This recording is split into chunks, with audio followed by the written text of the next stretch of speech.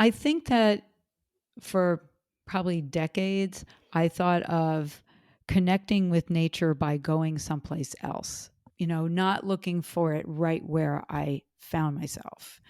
And I think a lot of people think at it that way. I'm going away to go hiking. I'm going away to, this park. And so I feel much more connected now that I'm paying more attention right where I am. You're listening to the Good Dirt Podcast. This is a place where we dig into the nitty-gritty of sustainable living through food, fashion, and lifestyle. And we're your hosts, Mary and Emma Kingsley, the mother and daughter founder team of Lady Farmer. We're sowing seeds of slow living through our community platform, events, and online marketplace. We started this podcast as a means to share the wealth of information and quality conversations that we're having in our world as we dream up and deliver ways for each of us to live into the new paradigm, one that is regenerative, balanced, and whole. We want to put the microphone in front of the voices that need to be heard the most right now. The farmers, the dreamers, the designers, and the doers. So come cultivate a better world with us. We're so glad you're here. Now, let's dig in.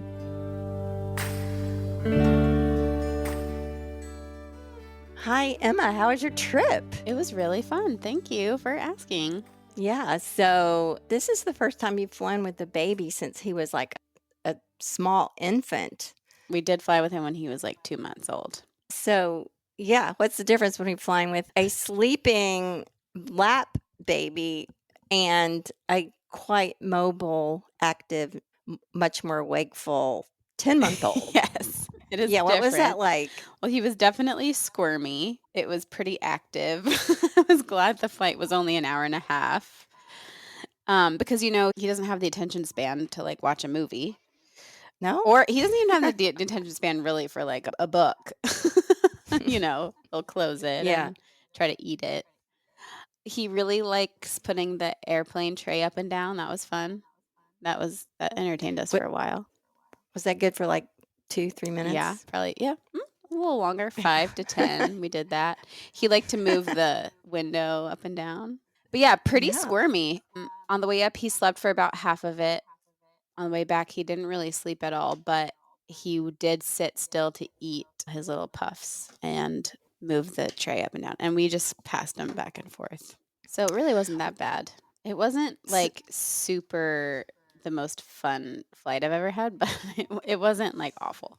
It was fine. You got any tips for being in the airport or anything like that? I know y'all had to wait a long time. Yeah, we had to wait a long time. We have this great travel stroller. I would recommend having a travel stroller. It doesn't matter the specific one, but hopefully you would have a travel stroller that folds up really small, which is nice. But the main thing is that it reclines all the way so that he can sleep in his stroller. It's like a little nap pod.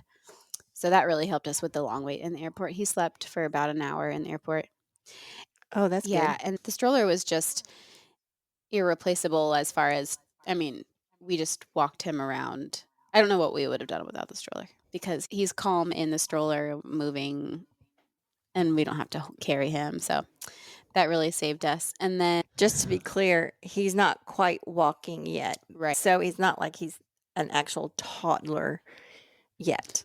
But he can crawl and he's very squirmy. So having him in the stroller was really helpful. And then the little puffs are very entertaining and they're a little snack too. And it gives him something to do and focus on. And he likes eating them. So Yeah. those two things. Yeah. So anyway, I'm glad you had a good time. Well, how was your weekend? And what have you been up to since we last chatted? Well, surprise, surprise. I've been in the garden all weekend. The weather's been really, really good for getting out there and cleaning up. And it seems like I have endless amounts, of course, of mugwort and ground ivy.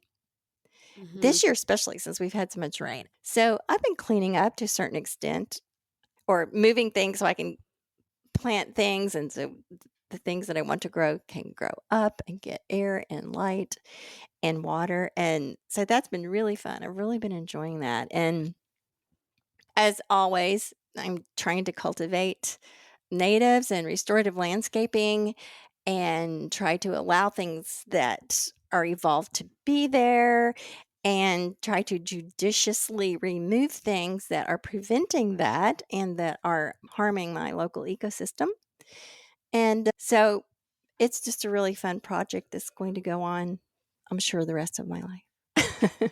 Yeah, It's so always satisfying evolving. and gratifying and yeah, always evolving, never done. Just like Yeah, life. I know. I wanted to say this piece. You know, we talk frequently about no mow or mowing less or reducing mowing. We've reduced our mowing around here a lot. But the ironic thing is, one of my most favorite tools in all of this, in creating the meadows and letting the gardens go a little wild and letting the plants all fill in, is my little mower. It's like a little mulcher mower. It's only about like 14 inches wide. And I use it to create paths. And it's such a good little mulcher. I can put it down right in the middle of like a whole bed of mugwort or something and just mulch it up and let it stay there for green mulch. And it's just the handiest thing. And I was just thinking, that's kind of ironic. I'm always talking about no mow, but this is one of my favorite tools, the little mower. It's actually a mulcher, I I guess you love would that. call it. Yeah, it's a product by Greenworks, and they are not sponsoring us. They didn't pay us to say that. It's battery powered, and I just love that thing. It takes tons of abuse. I drag it around, and sometimes it stalls out because the ground is so rough, but it's sturdy. It always starts back up and really easy to use and really, really handy, especially for creating paths. When you're landscaping a wild garden, you need definition. Mhm. You need a place for people to enter in and observe what's going on. And it's all part of this kind of connecting humans and natural landscapes that we talk about so much on here. And really leads us a lot into the topic for today. Yeah, what were you just talking about reminded me of my favorite sort of angle of this conversation since I'm not a gardener myself, but I'm interested in it and I'm interested in the design aspect and how the Yeah, aesthetics of all of this topic of rewilding, other words for it, regenerative, more returning to the natural way of things as opposed to so manicured and under control is a big yeah, part of it is aesthetics. And yeah, I just love that that's what you were saying. So anyways, yes, this episode. yeah. So our guest today is Paula Wyman. And the reason I discovered Paula Wyman was thanks to you. You sent me a link with her new book. Yeah. Her new book is that has just come out. The name of it is Bad Naturalist: One Woman's Ecological Education on a Wild Virginia Mountaintop. And you sent me that link, and I read it right away. And we contacted her and got her on and had a great conversation. So, yeah, So Paula Wyman is a writer of both fiction and nonfiction. Her stories have appeared in numerous literary journals, and her nonfiction has been featured on NPR and Washington Post, among other places. She is also co founder and editor in chief of the literary journal Scoundrel Time. yes. And today she's joining us on the Good Dirt to talk about her book, which is a blend of memoir, natural history, and conservation science. It's a chronicle of her attempts to restore retired farmland to natural habitat and what she discovered along the way. We're in for all the conversations on land restoration, which if you're a frequent listener, regenerative landscaping, rewilding, sustainable gardening, all those things, whatever you want to call it. Whatever you want to call the practice of interacting with the land and the goal of a healthier planet. So here's Paula Wyman, author of Bad Naturalist.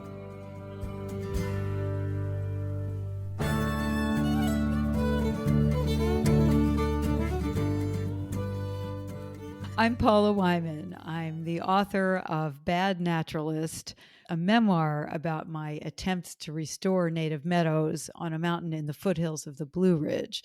It's about the obstacles I encountered, the many mistakes I made, the failures, and luckily some successes, and the discoveries I made along the way. Oh my goodness. Did this book just come out when It came out in January. Okay. So very recently, yes. Okay. And it's out in hardcover, ebook, and audiobook. I love the title Bad Naturalist. It really made me want to read the book, which I did.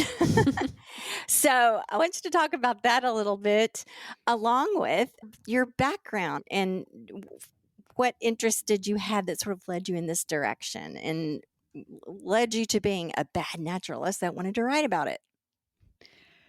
Well, that's a great question. I'll answer the first question first. It's called Bad Naturalist because one of the things that happened when I got into this project was I learned some things about conservation that I didn't know before. And one of those is that it would often be about trade offs. Mhm. I'd have to make tough decisions about whether to do something or not to do something. There wasn't just one right answer to the questions I was asking about how to bring native plants back to the meadows. There were all kinds of different approaches, and a lot of times there was a help versus harm decision where helping one thing could harm another, and Mhm. that made me feel bad. But it took a while before I learned that lesson. Initially, I felt like a bad naturalist because I really had a lot to learn about the project that I wanted to do.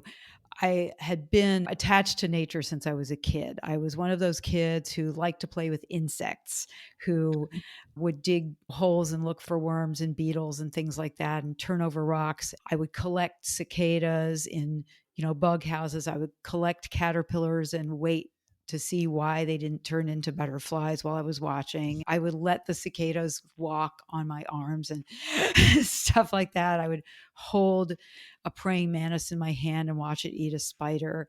I was very curious about all of that. And I was very attached to animals and wildlife and so on. And when we're kids, the first animals that we really learn about often are farm animals. Mhm. So for a while, I had this idea that I wanted to be like James Herriot.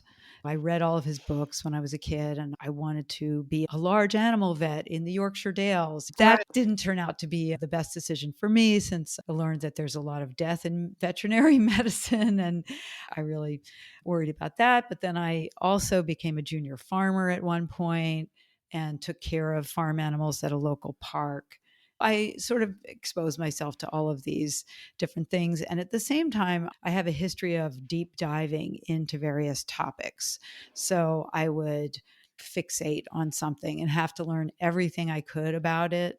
Like this happened to me with horseshoe crabs, with carpenter bees, with lizards, mangrove swamps. There were a lot of times over the years. And when I was in graduate school, I was working on my MFA in literature. I was doing creative writing, and I got permission to do an independent study with the biology department so that I could sort of get a crash course in conservation biology so that I could use that science knowledge more in my writing. And the funny thing is, I did here and there, but not in a full length work until now.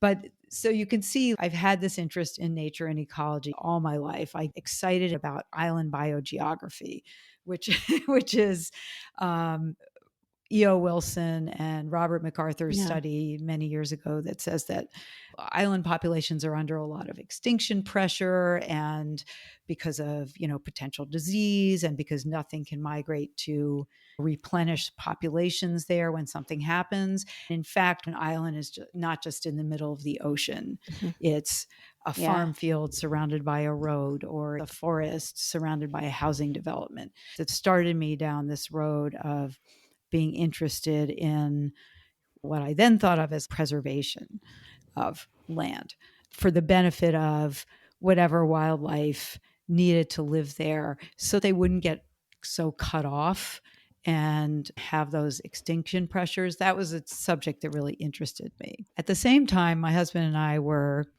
over the years, searching for a place in the country where we could first go part time, and then in more recent years, we wanted to do it full time. We were looking for a small farmhouse, that we could fix up a small field where I could plant a vegetable garden and maybe raise a very few sheep, Yeah. a handful. I'm not talking about 300 sheep or anything like that. I had this little dream, and my husband, who's an Eagle Scout, was interested in being in a more natural environment as part of his day to day. While we were looking, life was happening, our kids were growing up and all that stuff. And it often was more like something that we thought about for the future. And then the future became the present. Yeah. And we found that it seemed like the right time to do that in earnest, maybe 6 years ago. At the same time, I was reading about the importance of native plants, which was something that I hadn't really focused on all that time in my interest in ecology. So I had read Isabella Tree's book, Wilding, about how she let her farm go back to nature and brought in animals to mimic the behavior of animals that would have once helped maintain it. And that was more than 3,000 acres, her farm. I was also reading Doug Tallamy's books, particularly Nature's Best Hope, and about his homegrown national park project, which talks about replacing your lawn, which isn't really good habitat for wildlife, with native plants that can feed pollinators and birds. So I had those ideas in my head, and I thought, okay, wherever we end up, I'm going to plant a small meadow. And I figured it was going to be like an acre or two, maybe. And I'll put my writing shed next to it, and I'll watch the butterflies while I write my books. And won't that be romantic, right? But I was going to plant this small native meadow. And then we were looking in Rappahannock County, where we were focused on finding a place. And it was August, very hot. Somebody told us, while you're here, you need to go see the view on top of this mountain. It's like nothing you'll ever see in this area. It's very unique and beautiful. And we're like, oh, okay, that sounds like fun. So we come to this place, and it's a gravel road. The bottom part was still a gravel road, but most of it had been let go for a long period of time, and it just grown up rocks and roots, and you couldn't drive up. So we hiked up about a mile, and when we got to this clearing, well, it wasn't really a clearing because the plants were over our heads. It was a former cattle farm, a former orchard that had gone to seed, and the plants had now grown up over 6 feet tall. Some of them, it was this dense sort of jungle that we were walking through, where they'd mowed a narrow path so that people could walk. We're walking through all of these yellow flowers that were over 6 feet tall. And we walk up to this high point where I could look out and see these open rolling hills of what turned out to be old fields, the old fields from farming endeavors that had been going on for a couple hundred years, filled with yellow flowers. I looked out and I thought, imagine what someone could do in a place like this, where what turned out to be 75, 80 acres of open meadows with forested slopes falling away all the way around, like 130 acres of forest.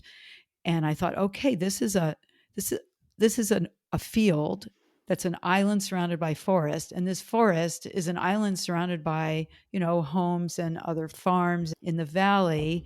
This is like island biogeography in action, in a sense. But I looked out and thought someone could do, and I'm like, wait a minute, maybe I could do this, because my small meadow plan now seems really unambitious. Maybe this is something I could do. And I kind of jumped into it without knowing very much at all. I didn't, in that moment, tell myself, well, you're a really bad gardener, Paula. You don't have a good history with that. It's the best way to jump into things. You know nothing about plants. That's how you start. So that's the Bad Naturalist. Yeah, hence Bad Naturalist. Okay, so Paula, I love your story for many reasons. But one of the reasons is very parallel to my own, about the desire to have a place and the kids growing up and all this sort of thing. And so I've read Isabella Tree, I've read Doug Tallamy, the whole thing, and like sort of becoming enamored with this idea of like, restore nature, bring nature back. And I've got a similar project going on my little, it's just 7 acres. That's 7 acres is a lot. It is a lot. And you said you're dealing with, I know your whole property was a couple hundred acres, but the meadow you're working on is something like 80. Is that right? 75 or 80. So what resonates with me is your progression in how you gradually came to unfolding of this project, and how you realize what you said at the beginning, it's not just you do this thing to get to this goal of restoring nature and then paradise returns. It's so much more complex than that. What occurred to me as I was listening to your book, and through my own experience doing a very similar thing here, is that nobody really knows, and everybody sort of has their own idea about what the best thing to do is. And so in a way, you are like a pioneer, and I'm sort of like a pioneer in this new era of restoration's one of the words, rewilding is one of the words, regeneration is one of the words. But to me, each one of those words is really limiting. It kind of defies definition what this is about. Yes. And it is kind of challenging to figure out what to call it. I think in this country, we usually call it ecological restoration. And in Europe and the UK, they call it rewilding. Yeah. When I think of rewilding, I feel like it includes animals. Mm-hmm. It includes bringing back animals like Isabella Tree did. But restoration is also not the right word. I talk about that a bit in the book, that it implies, like when you think about restoring a cabin or, bringing it back to what it was. Exactly. It's not going to be what it was. No, it can never be what it was, because now I've got old hayfield, old orchard. I've got all these hay grasses. I've got fescues. I've got orchard grass. I've got native plants, lots of invasive plants. And the invasive plants weren't here. On a property this size, certain things you can eliminate, but certain things you're never going to eliminate. It's all about managing. Wildlife has shifted. The climate has shifted. There are just too many differences. Once the land has been plowed, it can't go back to being like an original prairie. Right. Because the organisms aren't there to support it, the organisms in the soil. So the best you can hope for is what it sounds like we're trying to do, which is to tip the balance toward native plants. And the whole thing begs the question, what's the problem? Why can't we let the land just evolve and do what it's going to do? Hasn't that always been the way in the history of the earth? I mean, things just evolve in whatever direction they're going. So why are we even stepping up to intervene here? What's our purpose? Well, we've never not interfered with nature since humans have existed. Early on, that interference may not have been devastating the way it is now, because there were so few of us and we were spread out.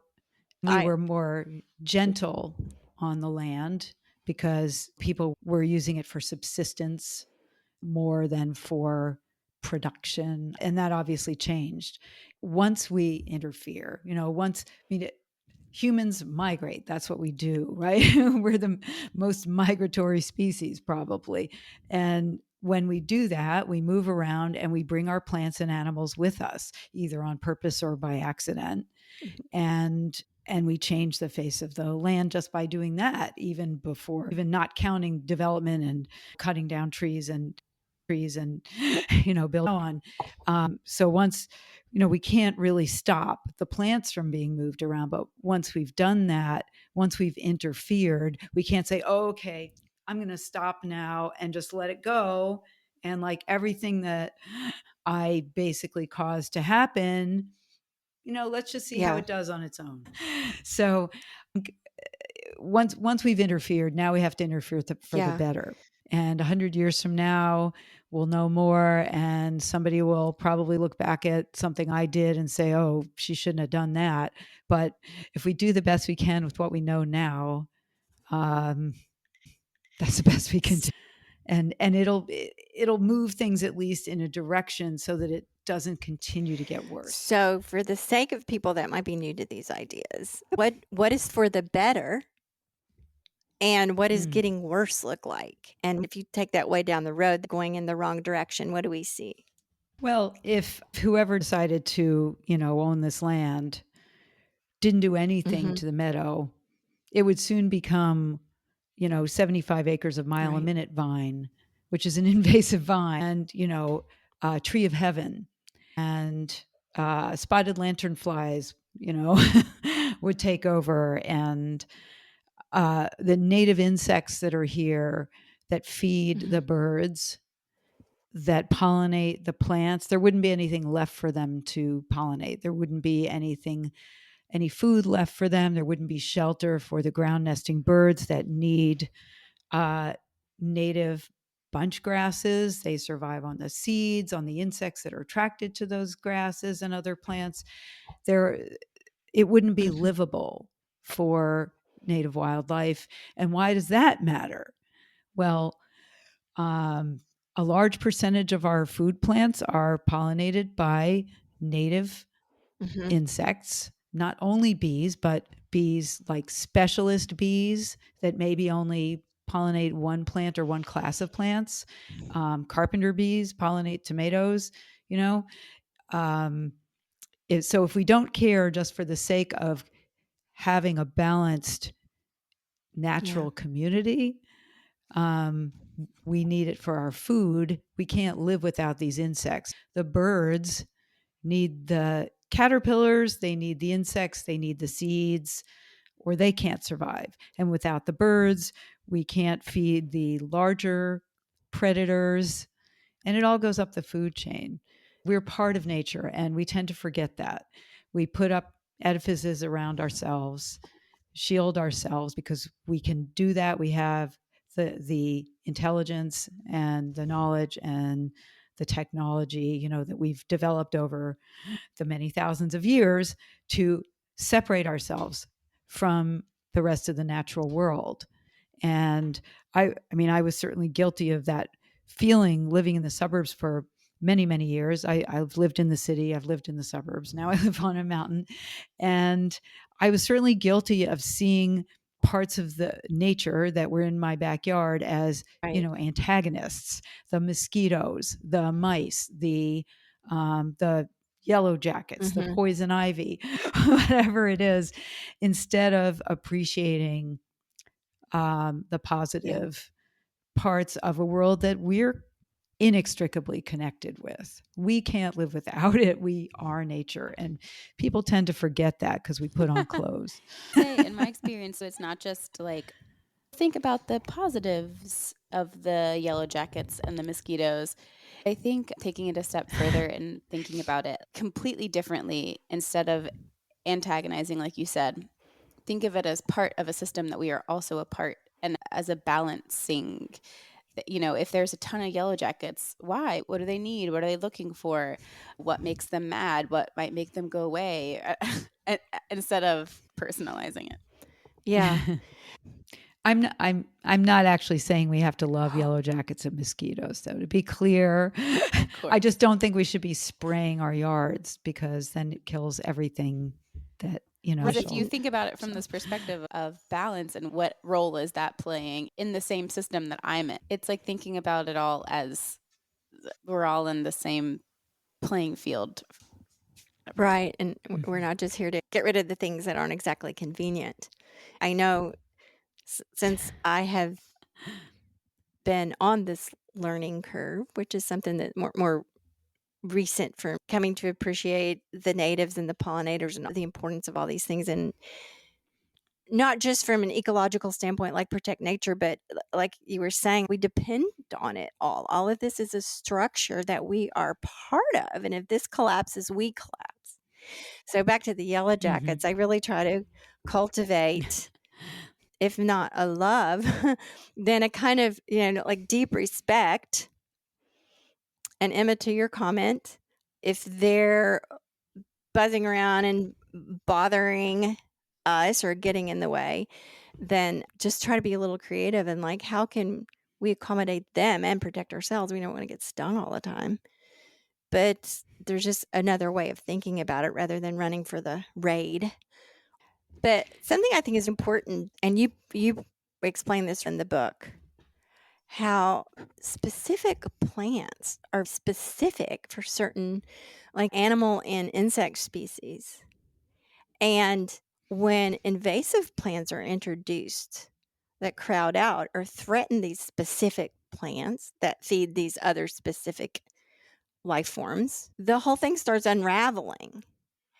And I think it's not well understood how important those specifics are. Yeah, and that actually also gets to your question about what would be for the worst. What does the worst actually look like? And the reason invasive plants are so successful is because they have Right. no predators here. They left their predators back home, and they developed all of these great adaptations so they can usually reproduce in 2 or 3 different ways to get around those predators at home. Here, those many ways to reproduce and things like being able to release toxins into the soil that kill or repel plants that try to grow around them means that they have a big advantage over native plants. Native plants have predators. That's how things are kept in balance. That's how native plants don't get out of control. But bring in invasive plants and they can easily push out and form what's called a monoculture, which would be, say, if I had a field of just mile-a-minute vine or just spotted knapweed, which is an invasive flower, that wouldn't feed anyone. And in fact, I think it's in Montana, I can't remember now, the ranch lands have been so taken over by that flower, spotted knapweed, that elk are dying. Yeah. They're starving to death because they don't have enough food. So that's what happens. That's what for the worst Right. looks like.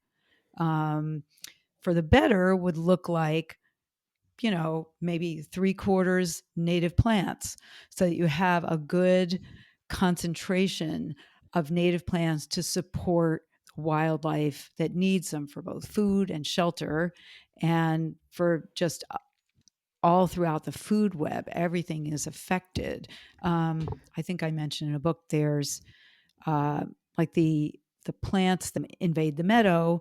Some of them can also get into the forest. So I was told by a forester, if you want to help the forest understory improve, you need to solve the problems in the meadow, because the plants, the bad, undesirable plants that are in the meadow will make their way into the forest. Like stilt grass and garlic mustard, for instance, can tend to take over the forest floor.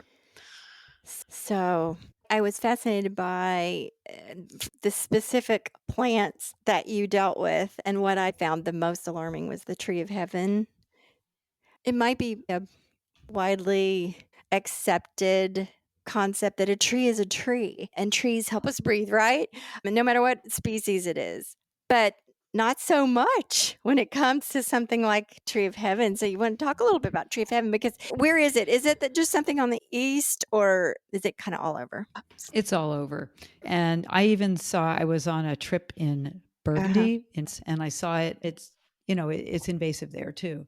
So it's everywhere. And the spotted lanternfly is not yet everywhere, but I think that's an east thing. But I guess the tree of heaven was like my early nemesis. As soon as I learned about it, I couldn't unsee it everywhere I went. It was growing, at the edge of the woods at a school near my house. It was growing on the highway median all along.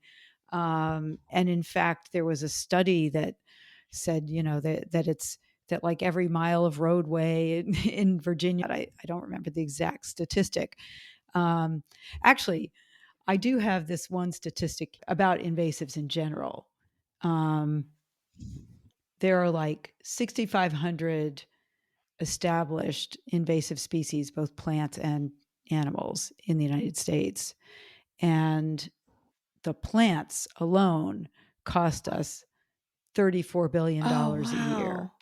Yeah, so like 25% of flowering plants here are non-native. Non-native plants are also problematic in large numbers to extinctions of other species, both plants and animals. So the reason the tree of heaven caught my attention was, first of all, it smells really bad. And I think that was the first time I noticed. It smells, it stinks, and the flowers draw flies. And I noticed it before I knew what it was, that we had bush hogged this field, and there were these saplings that were like, maybe 10 inches tall, that I sort of stumbled over in the field when I was wandering through it after the mowing, so I could sort of see things. And I noticed it looked like they'd been planted in a line, like 2 feet apart, going all the way across this field. And I thought, I don't think anything was planted here intentionally, particularly not trees, unless they were orchard trees, and those are gone, mostly gone, at least from that field. So I'm like, I don't know what this could be. And then somebody from NRCS, a wildlife biologist with the USDA, came out and pointed out a grove of ailanthus, or tree of heaven, that was about 50 feet away from this field where these things were growing. And it turns out that that tree will throw out shoots underground that can grow as far as 50 feet away. That's one of the ways it reproduces. It also reproduces by rootlings, so it can throw out shoots directly, or new plants directly from its roots. So it was sort of surrounded by all these saplings that were maybe 10 feet tall, this big mother tree, parent tree. The conservation biologist said, you need to get rid of these trees or they'll take over your meadow. And when I figured out how hard it is to get rid of them, there's a specific approach, but you have to do it this way. You can't just I always thought, okay, it's a bad tree. Now I know there are bad trees. I didn't know that before. At least it's in the wrong place. Let's put it that way. If it was growing, in its home country, it'd be fine. But when you bring it to another continent, that's when the problem starts. And I thought, okay, so let's cut it down. But you can't just cut it down, because if you cut it down, it activates all of these reproduction responses. In fact, if you even try to girdle it, it senses, harm, threat, and sends this all out. Plus, it is allelopathic. It releases those toxins into the soils, a number of different toxins, which is another way that it keeps other things from, taking over its territory. And it also has a very prodigious seed output. So it creates, hundreds of thousands of seeds, and it has a very high viability rate, which is unusual. Like the poplar tree maybe only has 20% seed viability. And that surprised me, because I thought, but you see them everywhere. They grow so easily and quickly. The tree of heaven has something like 80% seed viability. It's crazy. Yeah. So you want to get it under control before, it controls you. And then, of course, it attracts the spotted lanternfly, which is a big problem. We had spotted lanternflies for the first time this past summer, and it was horrible. It was horrible. I knew we were going to get them because everyone around us had them like the year before, and I just knew they were coming.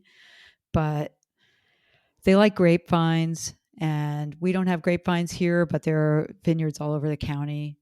And so it's really damaging for those farms. And I don't know. I spend half the summer, the fall, stomping on them and brushing them off the patio, taking a broom and knocking them off the house. And just yesterday, actually, because it was the first nice day, I was going around the house with a ladder and cleaning the egg cases off of the windows. It was horrible. Oh my gosh. And I know there are probably egg cases on the roof. I can't get to everything. Do you know the origin of the tree of heaven? Like, where is it from and why it got here? Yeah, it's from China, and a lot of plants from China or from certain parts of China have similar climate, or they're very adaptable to temperate climate, so they do really well here. And a lot of invasive plants, like the tree of heaven, don't really care what kind of soil they're in. They'll grow in any, in depleted soil, it doesn't matter. And the other thing they'll do is when an opening comes in the forest because some other tree dies, they'll go in there and grow, in the forest. They need light. They don't like deep shade. That's the one thing, but they will take over those open spaces in the forest. They came here in the late 1700s as part of the exotic plant craze, the exotic plant trade that was based in Philadelphia. And wealthy people, especially, were trading exotic plants, and botanical gardens around the world were trading seeds and plants. And then eventually those plants would become available to people for their home gardens. And eventually those plants would escape the garden because they're too successful. So they were intentionally planted. In the case of the tree of heaven, that's not the case with all the nieces, but a good number of undesirable plants came here that way. The tree of heaven was also planted all over Brooklyn. A lot of people have read the novel A Tree Grows in Brooklyn. Yeah. The tree is the tree of heaven. The Oh, example for Francie, the protagonist who, wanted to get out of her, difficult life and poverty and so on, was this tree that persisted even when people tried to cut it down. It just kept growing, and it could grow on rooftops oh because it wow. can grow in just like the tiniest crack in cement. Um, Oh my gosh. Talk about shifting perspectives. Yeah. So they planted it all along the sidewalks in Brooklyn to replace another tree that was being attacked by inchworms. And then people started writing letters to the editor complaining about the bad smell of the tree of heaven. And it was really funny too that like so many people writing letters about plants to the newspaper. So another plant that you deal with in depth in the book is the autumn olive. And I have a funny story about the autumn olive. When we've been on this property 12 years, and I wanted to grow fruit. And I bought one of those and planted it on purpose in my yard. If I just waited 5 minutes, I would have realized there's millions of them, and they're really teeny tiny, and it takes a long time to harvest enough to really do anything with them. And if you don't get them at the right time, they're really sour. But anyway, the point being that that is another tree that's just wow. It just is just everywhere. And I have dreams myself of, hey, just getting it, pulling it all out and clearing it out and let those other things come back. But to your story of your journey, that's not how it happens. You pull stuff out and then you get mile a minute vine or some other thing rolling in. And then there's the, oh, you got to spray, you got to spray. And, none of us really want to spray. I do appreciate in your story how you were led to very judicious and strategic use of herbicides to tackle the problem. So, and I know that's very conflicting. Mhm. It is for me. Yeah, no, I didn't want to use pesticides. That was one of those trade-off, help versus harm things. Yeah. But we were able to spot spray that mile a minute vine, and that really helped. I still have Yeah. patches of it in other fields, and I'm waiting now to see if the Department of Forestry will be able to burn the field minute out. It sounds like that was really helped the first time you had that It first did, it burn. did. And when everything grew back, then you could see it. Whereas Right. when it's in the middle of a dense meadow plants, it like sneaks up on you. But as far as the multiflora rose and the autumn olive, those were both planted on purpose Mhm. for hedgerows and windbreaks on farms. In fact, a forester told me that they planted intentionally all over Virginia, and they intentionally chose a variety, a cultivar that produced more fruit because they were also considering it a food plant for wildlife. When they thought, well, if we're going to plant this for, a hedgerows and windbreaks, we might as well, and erosion control, we Yeah. might as well make it a food plant that will be helpful. And they thought they were doing good things. They also paid farmers to plant kudzu all over the South.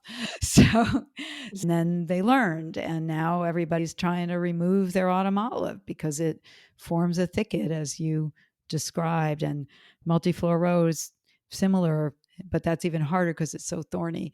It's hard to cut. Have you tried to remove the Multiflora Rose? It's something that I'm hoping to get to this year. Mm-hmm. I have to choose my battles. There's a field that we bush hogged for the first time last year, and that's when I could really see how the Multiflora Rose was collected at the edge between the field and the forest, and that's not what I wanted at the edge of the forest. So now that I could see that it was there, I really want to get rid of it, and it's almost time. It's one of those things, though, I don't want to spray it, because a lot of times they suggest foliar spray for that, and I don't want to do that because it's where it's located. It's like above a stream, and Yeah. it could wash into the stream, and then I just don't. I'm still figuring that out. I have one more question about the autumn olive before we leave it. So it was originally thought it'd be a good food source for wildlife. And I know they introduced some of these things, and it turns out it's toxic to some things, or it fills them up, and then they don't eat the things that they need to eat to reproduce. So it works against the ecosystem in that way as well. So, to your knowledge, does the fruit of the autumn olive is it at all helpful to the local wildlife or not? No, it's like empty calories. Yeah. The important thing to remember, I think, is that the plants and wildlife evolve together. Mm-hmm. They evolved together to support each other. So that's why native wildlife need native plants, because the nutrition in those plants is designed to support, the reproduction and maturing of those creatures. So birds that eat those berries, they'll eat them as a last resort if they can't find their usual food. And then they'll, leave the seeds all over, and you'll have more of the trees. But it's not healthy. And I think there is some research that shows that if birds are eating not their usual diet, they have smaller clutches of nestlings. The nestlings might be smaller, things like that. It's not good. It's like junk food. Yeah, exactly. And now you mentioned there are examples where creatures will eat these things and they are toxic. Mm-hmm. So, like sparrows will eat the seeds of fescue, grass, and the seeds are toxic. So, they eat too many of them. Again, it affects their offspring, their ability to reproduce, and so on. Paula, before we have to wrap up, do you have a favorite story, either from the book itself or a story of writing the book that maybe didn't make it into the book, or something that's happened since you sent the book off to the printer that you can share with us? Well, let's see. One of the things, like I said, that was really important to me was trying to make habitat more useful for the birds that are in decline, like grassland bird species are really in decline. And one of those is the American kestrel, which is a small raptor that likes to hunt, in meadows and fields. And just recently, the Grassland Bird Initiative, which is a collaboration among several local nonprofits, they're doing research on kestrels, and they installed 2 kestrel nest boxes on the meadow here. So I'm really excited to see whether we get kestrels this spring. And they had told me to watch out, just because they'll hunt around for good nesting area. And I saw one, flying around. And so that was really cool. So I'm hoping we'll have nesting kestrels. That's so sweet. The other thing we did after the book was we put in some bluebird boxes, and we did have nesting pairs of bluebirds last spring. So I'll be waiting to see if they come back. It's the most gratifying thing when you see some life form that is welcome back because of something you've been able to do. I I do love it, when I hear the owls and the foxes and the hawks, and I just discovered a hawk's nest the other day. Oh, And I know the hawks have been around for a while, but I'd never seen a nest. I can very clearly see it now, and I think there are little ones in it, at least eggs, because there's a lot of activity. So it's really, really exciting. Yeah, so we talk a lot about slow living on this podcast. And so we like to ask all of our guests, what does slow living mean to you? And if you're able to live that out in your everyday life, what that looks like. that's a great question. And this whole project is really slow. It's a slow approach by necessity Mhm. to trying to make change.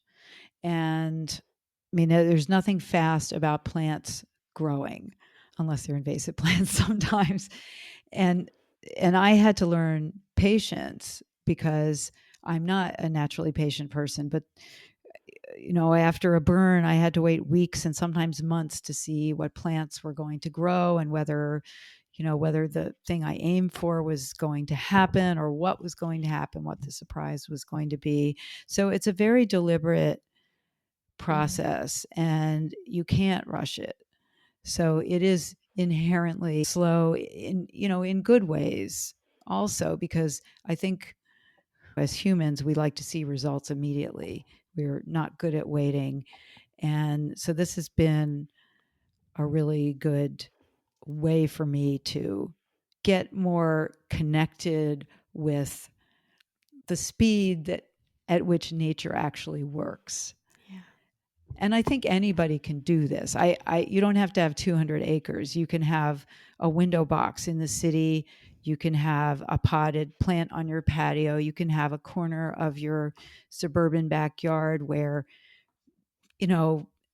I think the part that's regularly like a slow approach is just paying attention and being curious and seeing what you see in the natural world right where you are.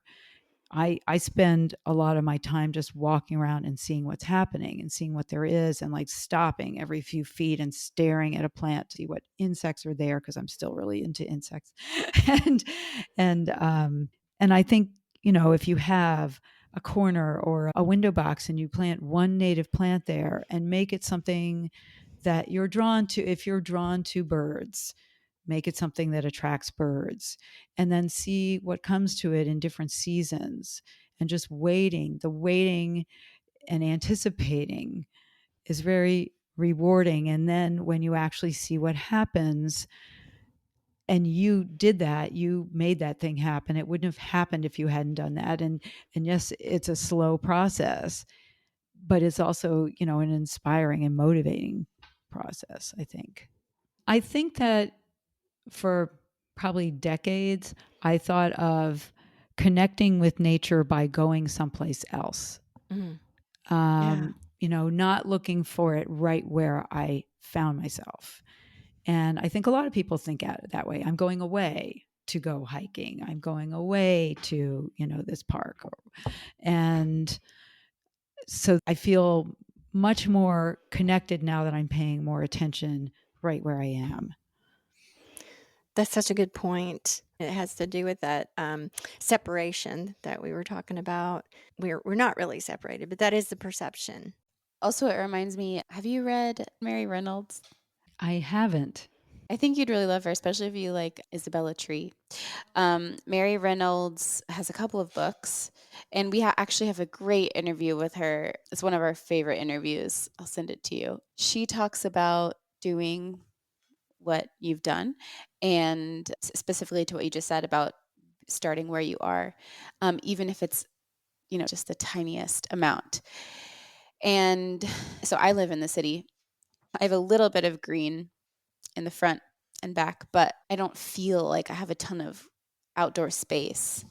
And so even I, who is talking to people like this all the time, feel like I need to come out to the farm to like get in nature or whatever. And Mary Reynolds really inspired me last spring to sort of rewild my little patch. And it's crazy because I did that. I pulled out a few things, and then all of a sudden there were like 2 bunny rabbits and all these birds, and it's really funny how that happens. Anyways, just saying this as a constant reminder, even to myself, that it doesn't take much at all. And we might feel like we want and need massive expanses. Like you look out and 80 acres of rolling hills, and that is one thing, and that's amazing. But yeah, you don't need it. Yeah.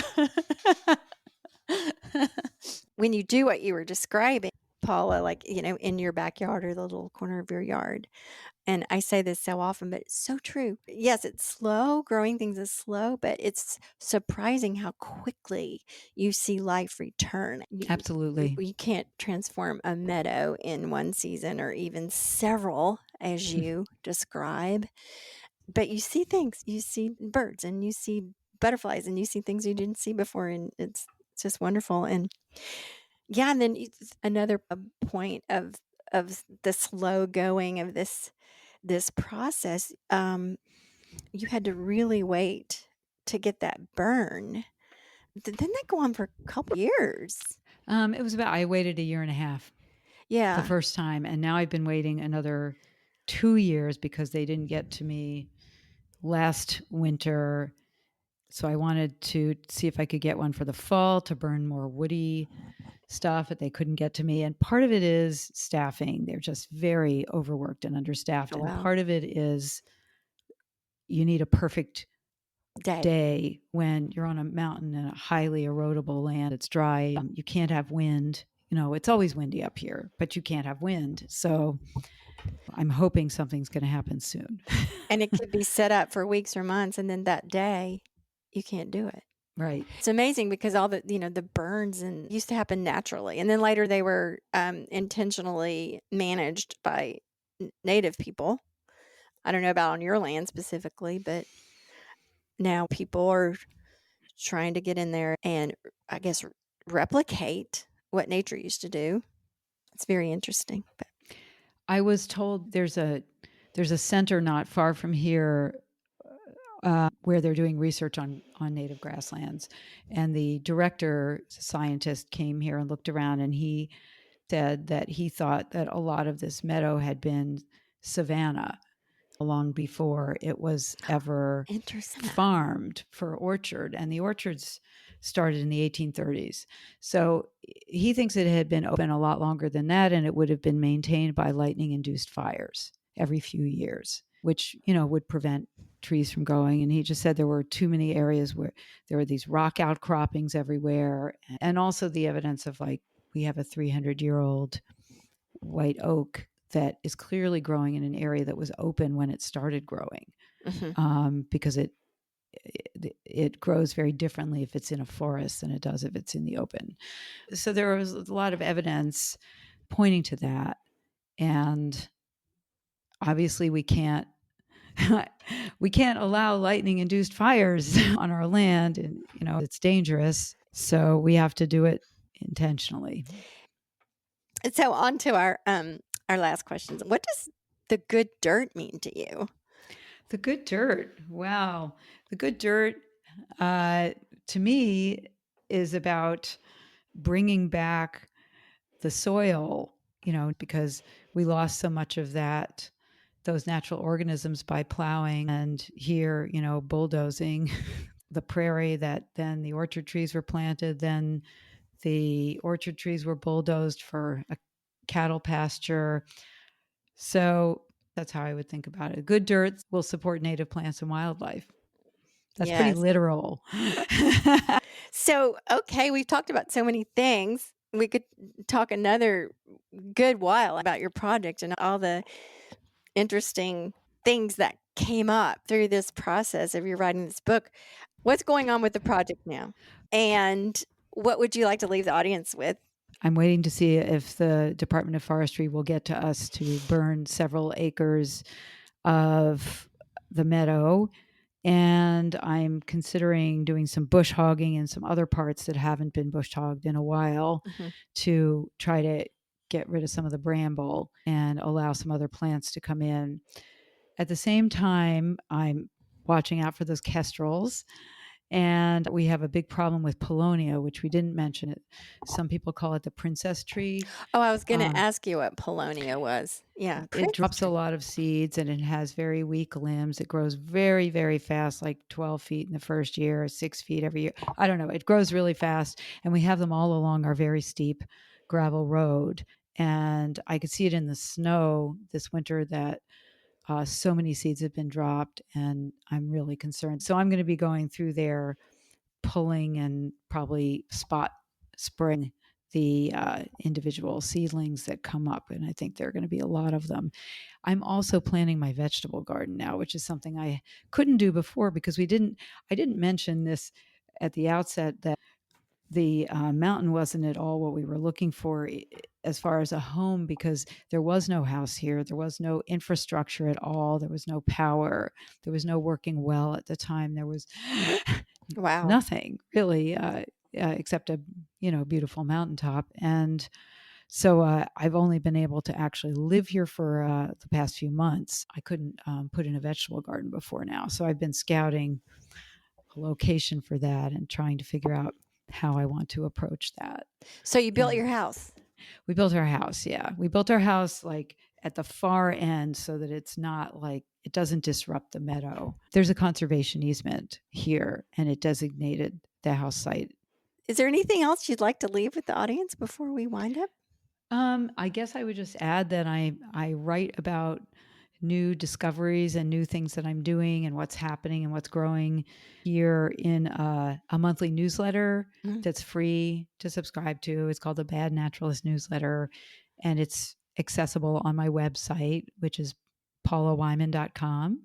And yeah, it's free, and I include a lot of photos. There are no photos in the book, so and there's also always a photo of my standard poodle.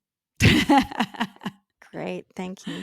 And would people find your book too on your website, I assume? Yeah, it's available anywhere you can buy books, online and in person. And there are also events listed on my website. So I have some events coming up and I have some other appearances coming up later on that I'll be posting on my website. So you can always check my event page, and I also put them in my newsletter. Also, really enjoy talking with book clubs. So if somebody nice. wants to have me visit their book club, either in person or by Zoom, can reach out through my website. Good to know. Thank you so much. And Sure. thank you so much for your time today. I enjoyed it so much. Oh, well, thank you. I really enjoyed this, and everything you're doing is so interesting, and I look forward to seeing more of what you're all up to. Thank you.